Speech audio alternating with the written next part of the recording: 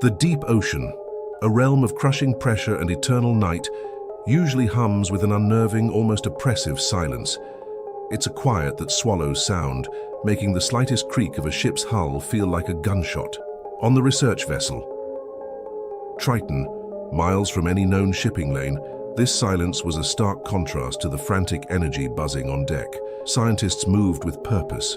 Technicians monitored screens, and the rhythmic thrum of the engines was a constant, reassuring presence. Then, a single, insistent blip cut through the calm. It wasn't just any blip. It was an anomaly, a signature unlike anything they had ever encountered. On the main sonar display, a massive object appeared, moving at an impossible speed. Yet when the senior technician, a veteran with decades of deep-sea experience, switched to the high-frequency active sonar, the object vanished. Thermal sensors, magnetic anomaly detectors, even the experimental quantum entanglement imager, all showed nothing.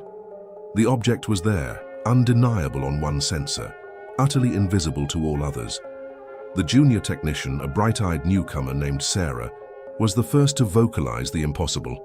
Her voice, usually steady, trembled slightly as she reported the finding. "Dr. Thorne, sir, we have an unknown contact.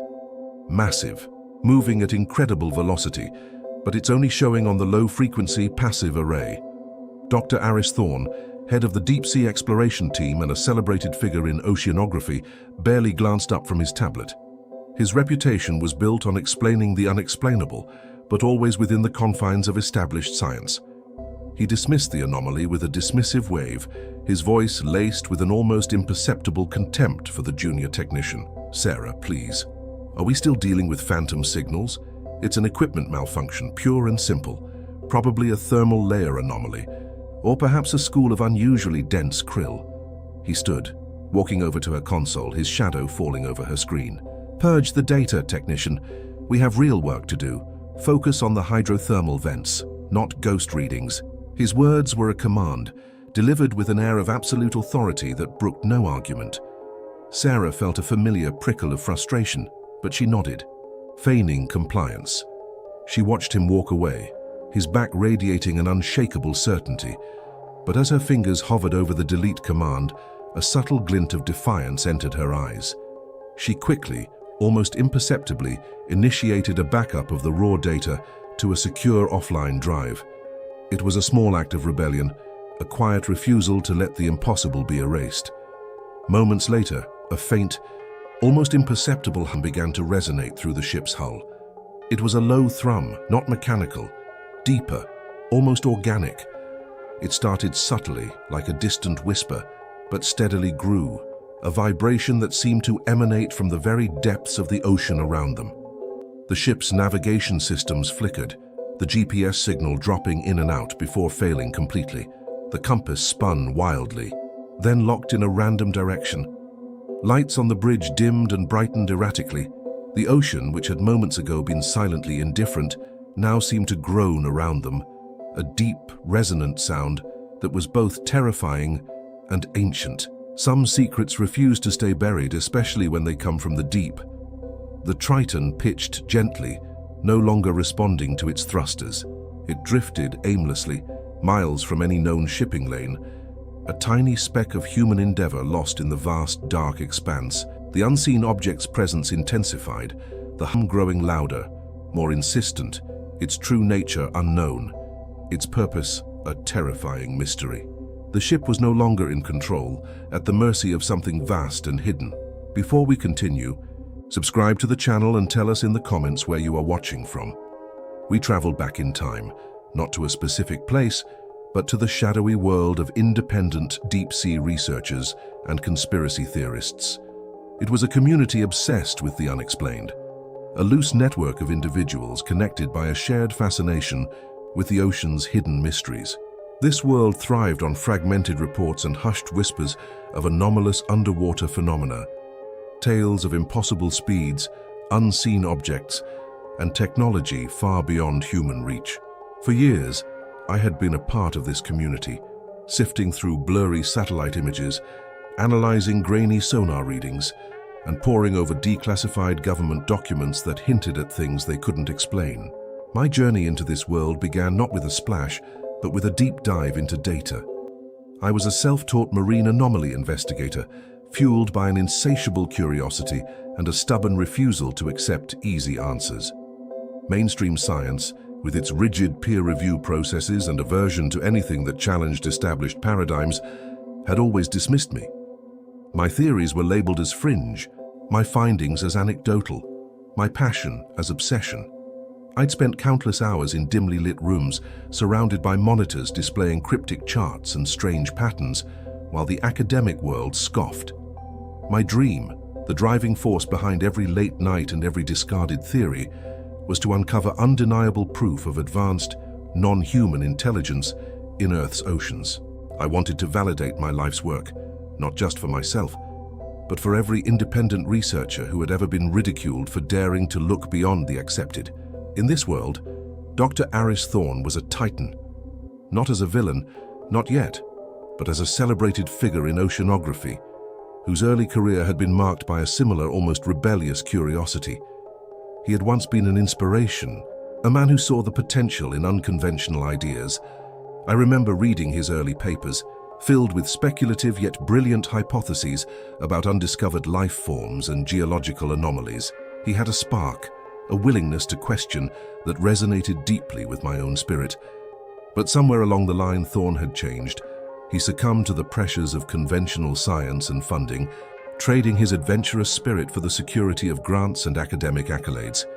He became a gatekeeper of acceptable knowledge, a guardian of the status quo, effectively closing the door on the very kind of inquiry that had once defined him. Our paths had crossed many times. Early on, Thorne had even championed some of my nascent, unconventional ideas.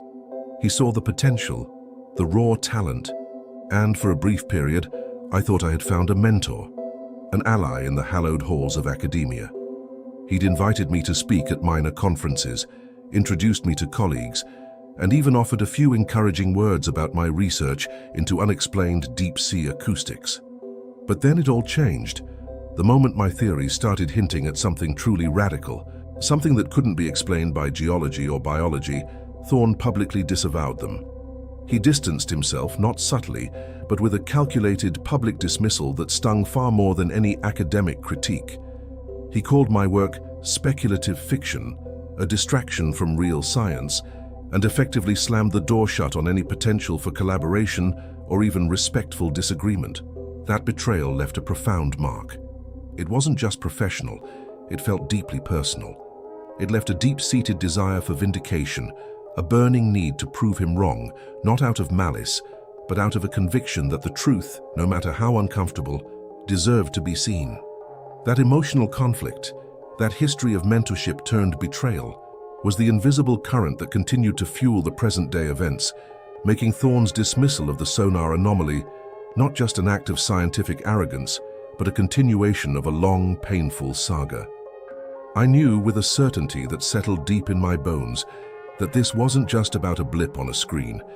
It was about something much larger, something that had been brewing for years between us. The chasm between my open-minded pursuit of truth and Thorne's rigid adherence to established paradigms only deepened with each passing year. It wasn't a sudden break, but a slow, grinding erosion of trust, marked by a series of events that chipped away at any remaining respect I held for him. There were the repeated assurances, for instance, that he would review my findings.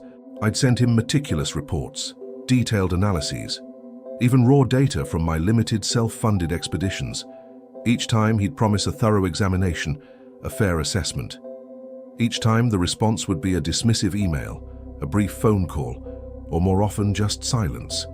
He'd frame it as lacking empirical rigor or not aligning with current scientific consensus, without ever offering genuine consideration.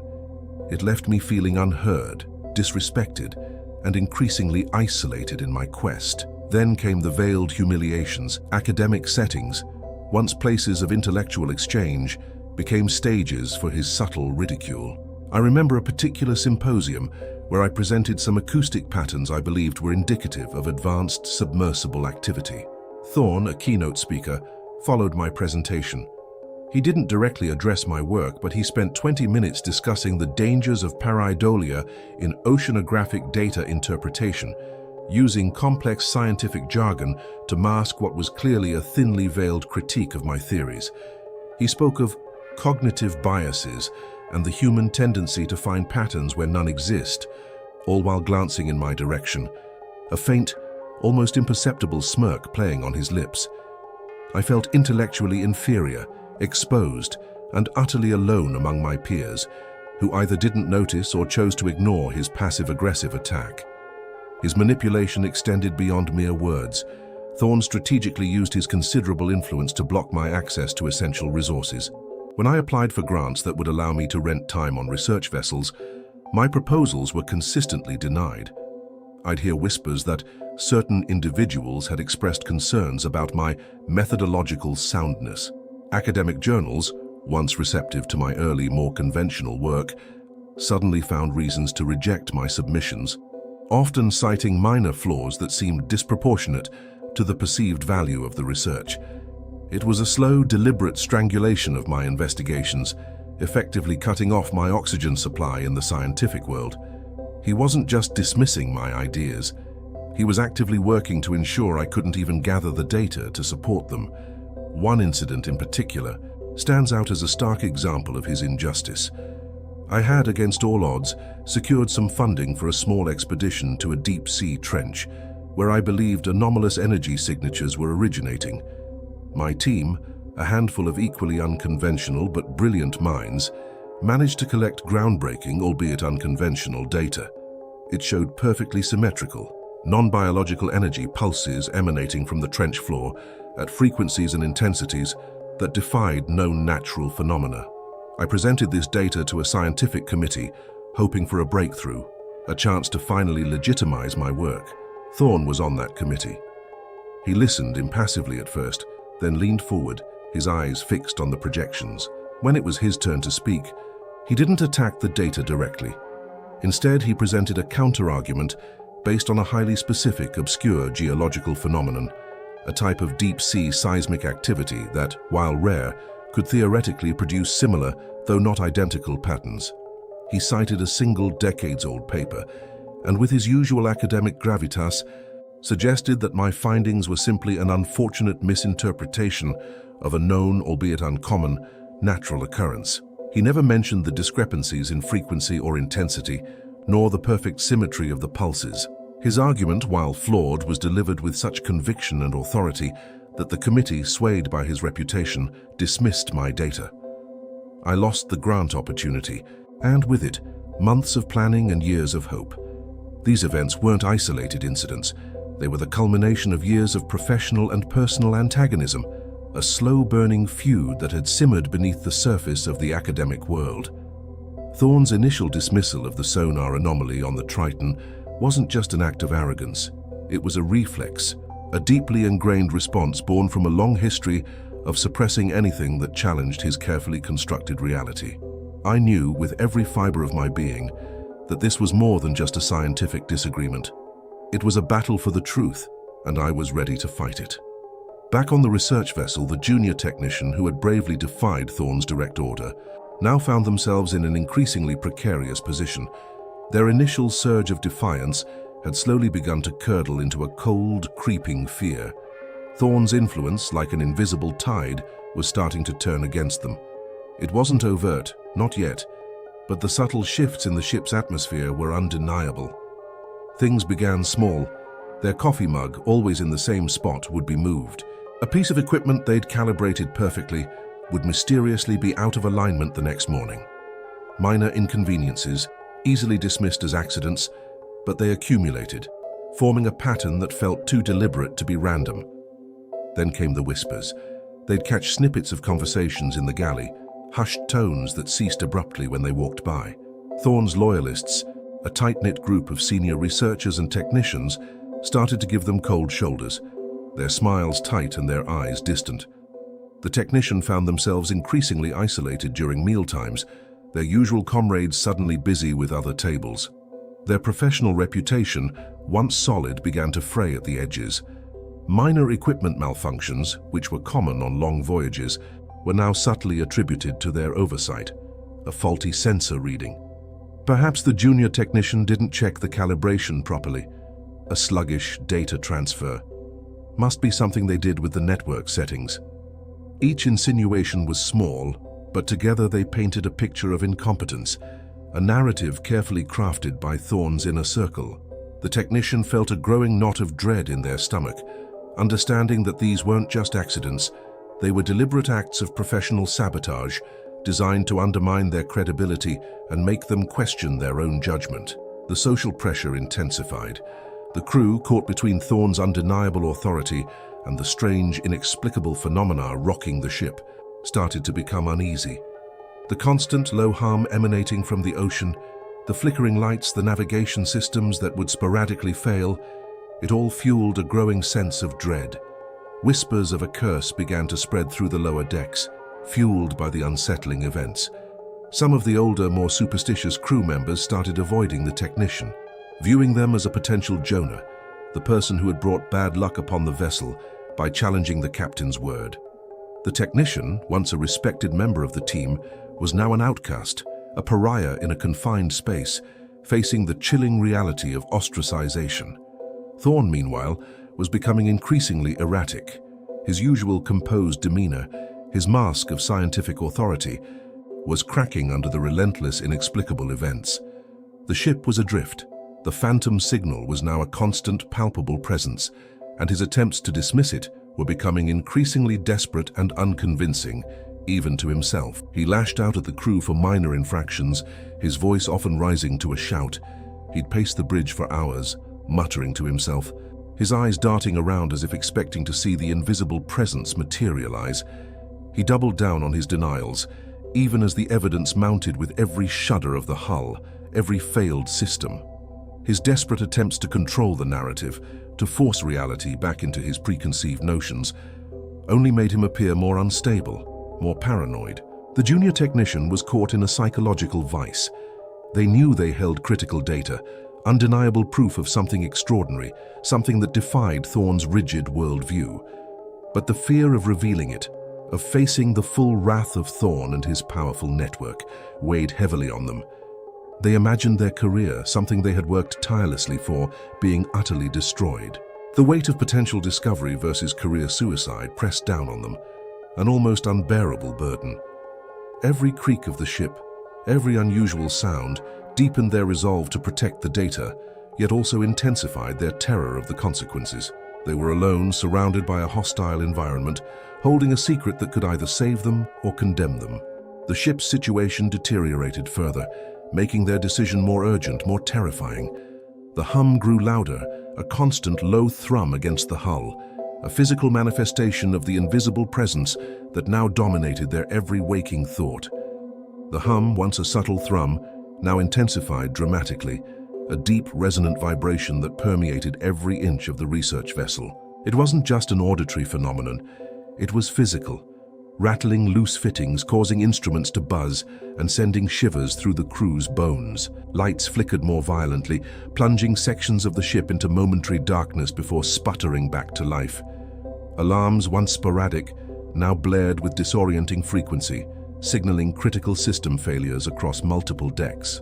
The ship groaned and shuddered, an organism under immense stress, its metal hull protesting against an unseen force. Panic, a cold, insidious dread, began to spread like spilled oil among the crew. Whispers turned into shouts, then into frantic questions as men and women previously disciplined and calm now moved with a desperate urgency, their faces etched with fear. The junior technician, huddled in the cramped data analysis room, felt the ship's increasing agony deep within their own chest. The constant, deafening hum was a physical assault, vibrating through the floor, up their chair, and into their very bones. They watched the monitors flicker, displaying endless lines of error messages, the ship's systems collapsing one by one. The fear that had been a silent companion now roared in their ears, but beneath it, a strange clarity emerged. This wasn't just about their career anymore, it was about survival, about truth. Thorne's denial was no longer just an academic disagreement, it was a potentially fatal delusion. The ship was dying, and with it, any chance of the world ever knowing what they had found. With trembling hands but a newfound resolve, they initiated the desperate encrypted transmission. It was a Hail Mary, a last-ditch effort to bypass Thorne's iron grip and send the raw sonar data, the undeniable proof, out into the vast, indifferent world. They targeted a network of independent researchers and anomaly investigators, a community they knew existed, a community that included the narrator. Attaching the massive data file, a digital cry for help, they hit send, a silent prayer escaping their lips. This act, born of pure fear and a desperate, burning hope for truth, was the catalyst. It was the moment the game changed. Thorne, his face a mask of barely contained fury, stormed into the data analysis room moments after the transmission completed. He had been alerted by an automated system, a failsafe he had installed to prevent unauthorized data transfers. His eyes, usually cold and calculating, now blazed with a wild, almost animalistic rage. He saw the technician still hunched over the console, the faint glow of the transmission complete notification, briefly visible before the screen went dark. "What have you done?" Thorne's voice was a low growl laced with venom. "You insubordinate fool, you compromised the entire mission." The technician flinched but didn't back down. "I sent the data, Dr. Thorne. The real data. The truth." Thorne lunged forward, grabbing the technician by the collar of their uniform. His mask of scientific authority, the veneer of the respected oceanographer, completely shattered, revealing a desperate, cornered man clinging to his crumbling reputation. "Truth? You call this truth? You've sabotaged my work, defied my orders, endangered this entire crew. You're a liability, a traitor." He shook the technician violently, his words spitting out in a torrent of accusation and raw fury. "You'll be ruined, blacklisted. No one will ever believe you." But even as Thorne ranted, the technician felt a strange sense of calm. The data was out. It was no longer just their burden. Miles away in a dimly lit office cluttered with maps, charts, and blinking equipment, the narrator's ancient, custom-built receiver whirred to life, chirping an urgent, unfamiliar tone. A secure, encrypted packet. They leaned forward, their heart beginning to pound with a mixture of disbelief and growing excitement. The data began to unspool across their screen, raw sonar readings, complex frequency patterns, and then the familiar, impossible signature. The patterns they had chased for years, the anomalies Thorne had so vehemently dismissed, were all there, undeniable, meticulously recorded. This was it. This was the undeniable proof, the validation they had sought for so long. The opportunity to finally expose the truth, and with it, Thorne's systematic suppression of it. The unseen entity's presence, while terrifying and still utterly mysterious, had inadvertently provided the means for its own discovery, and more importantly, Thorne's inevitable downfall. This moment, born of a technician's courage and a ship's distress, broke the cycle of suffering and finally shifted the narrative's direction. The game was truly on. The narrator, staring at the screen, felt a maelstrom of emotions surge through them. Fear, sharp and cold, for the junior technician whose act of defiance had surely put their life in peril on that distant ailing ship. Then, a wave of pure, unadulterated elation washed over them, a feeling so potent it almost brought them to their knees. Years of relentless, often solitary work, of being dismissed and ridiculed, of fighting against a tide of institutional skepticism, had finally culminated in this moment. The raw data pulsing on the screen was the undeniable, irrefutable validation of their life's work. This wasn't just a blip. It was the entire symphony. But with the elation came a profound, almost crushing sense of responsibility. This data, this truth, was now in their hands. And what they did next would define everything. The encrypted transmission, now publicly available thanks to the narrator's immediate strategic release, hit the global scientific community like a seismic shockwave. It fractured immediately. On one side, a growing number of independent researchers, longtime followers of the narrator's work, and even some mainstream scientists with a more open mind, immediately rallied. They recognized the patterns, the impossible velocities, the sheer scale of the anomaly. Online forums, usually a chaotic mess of speculation and niche debates, erupted into a wildfire of analysis, cross-referencing, and urgent calls for investigation. Scientific blogs, typically sedate and peer-reviewed, became battlegrounds of heated debate, reflecting the deep cultural divide between established, conservative science and the more agile, often dismissed, world of independent anomaly investigators. On the other side, a formidable wall of skepticism and outright hostility quickly formed. Still loyal to Thorne, or perhaps simply fearing the professional backlash of endorsing something so utterly outside the accepted paradigm, many prominent figures in oceanography and physics dismissed the data as a hoax, a sophisticated prank, or simply a misinterpretation of faulty equipment. Thorne's well-funded network of influence, a carefully constructed web of academic connections and industry ties, mobilized with ruthless efficiency. A smear campaign against the narrator began almost immediately. Articles appeared in obscure but seemingly legitimate online journals, questioning the narrator's credentials, their mental stability, and even their ethical intentions. Anonymous comments flooded social media, painting the narrator as a charlatan, a conspiracy theorist preying on public gullibility. Yet amidst the chaos, unexpected allies emerged. Old colleagues of Thorne, individuals who had privately expressed doubts about his increasingly rigid methods and his tendency to suppress dissenting opinions, now cautiously then more openly, aligned with the narrator. These were men and women who had seen the subtle shifts in Thorne, the way his ambition had begun to overshadow his scientific integrity. They provided crucial support, lending their own credibility to the narrator's claims, offering technical expertise to verify the data, and using their own networks to push back against Thorne's smear tactics. Their support was invaluable, providing a much-needed counterbalance to the organized opposition. The public's reaction was as varied and complex as the scientific community's. Some were immediately captivated by the sheer mystery, the tantalizing possibility of an invisible UFO in the deep ocean. News channels, hungry for sensational stories, picked up the narrative, though often with a heavy dose of skepticism.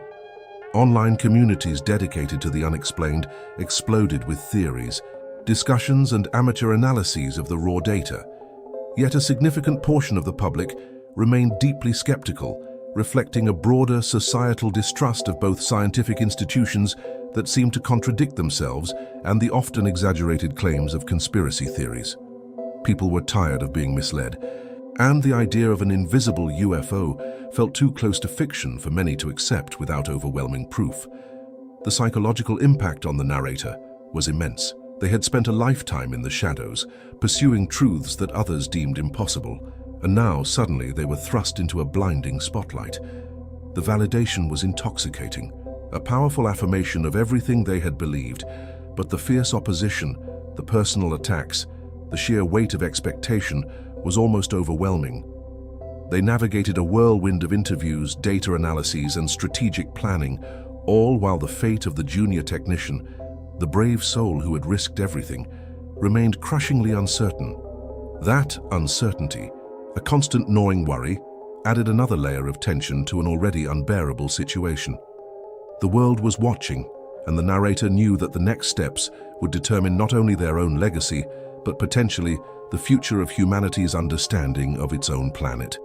The narrator, now a figure of unexpected prominence, found themselves leading a global effort. The raw data, once dismissed as an anomaly, had been meticulously analyzed by an international consortium of scientists, engineers, and independent researchers. The evidence was irrefutable. The invisible UFO was not an optical illusion, nor a malfunctioning sonar, but a genuine non-terrestrial object. Its advanced technology, far beyond any human capability, hinted at an intelligence so profound it bordered on the incomprehensible. Humanity's place in the cosmos, once a matter of philosophical debate, was now fundamentally altered by this one silent presence beneath the waves. Dr. Aris Thorne's carefully constructed world crumbled with astonishing speed. The very institutions he had so diligently served and protected now turned on him. His initial dismissals, his increasingly desperate attempts to discredit the findings, were exposed for what they truly were: acts of self-preservation, a desperate clinging to a crumbling reputation. Formal investigations were launched, not just into his scientific conduct, but into the accusations of professional sabotage and the suppression of critical data. His legacy, once defined by celebrated discoveries, was now forever stained by his stubborn denial of a truth too vast to ignore. The accolades faded, replaced by public scorn and professional ostracization. The gatekeeper of acceptable knowledge had become its most vocal denier, and the world had watched it happen. Guided by the narrator's insights and fueled by the undeniable data, a new expedition was swiftly organized. This was no longer a lone research vessel, but a fleet equipped with the most advanced observational and communication technology humanity could muster. The junior technician, now hailed as a hero, was a key member of the team, their courage having paved the way for this monumental moment. They located the object again, deeper this time, a colossal, almost impossibly smooth form, resting silently on the abyssal plain. The contact was not a dramatic burst of light or a telepathic message. It was a subtle, almost imperceptible shift in energy, a complex pattern of waves that resonated with an intelligence clearly aware of their presence. While its true purpose remained a profound mystery, its existence was undeniable. It was not hostile, not overtly communicative in a human sense, but simply there, a silent ancient sentinel. This was not the end of a mystery, but the beginning of an entirely new chapter for humanity's understanding of the universe. The implications were staggering, forcing a re-evaluation of everything known about life, technology, and intelligence. The narrator stood on the bridge of the lead vessel, gazing at the holographic projections of the object. They reflected on their long, arduous journey, from a fringe theorist, dismissed and ridiculed, to a pioneer leading humanity into an unknown future. It had been a path paved with frustration, betrayal, and relentless perseverance. The experience underscored the vital importance of open-mindedness, the courage to challenge established narratives, and the unwavering pursuit of truth, no matter how inconvenient or unbelievable it might seem. The ocean, once a vast, familiar expanse, now held secrets far greater than humanity had ever dared to imagine. It was a reminder that the universe was infinitely more complex and wondrous than conventional science had allowed. The invisible UFO, once a symbol of denial and suppression, had transformed into a beacon of discovery, illuminating the path to an unimaginable future. The journey had just begun,